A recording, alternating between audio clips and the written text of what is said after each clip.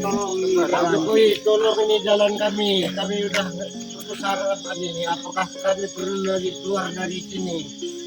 Membawa jenazah pun harus seperti ini. Membawa mayat. Tolong Pak Jokowi. Kepada Menteri Dalam Negeri, tolong perhatikan kami. Itu karena pian. Jangan cuma bisa ngomong di meja saja. Nah, ini kami masyarakat Alurukul.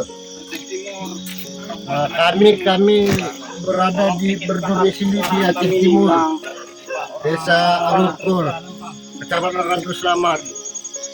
Tolong inilah keadaan kami. Tolong pikirkan derita rakyat. Tolong, jangan coba duduk di meja Pak Jokowi dan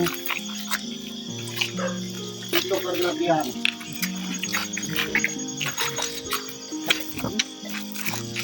Wahai pemimpin seluruh Aceh, inikah penderitaan masyarakat Aceh yang ada di Aceh Timur ini? Tolong, jangan sempat tulang pemimpin Aceh. Jangan waktu kalian kampanye aja sibuk. Inilah penderitaan masyarakat Aceh yang ada di Alurukul. Membawa mayat harus seperti ini. Apakah kalian anggap kami ini manusia?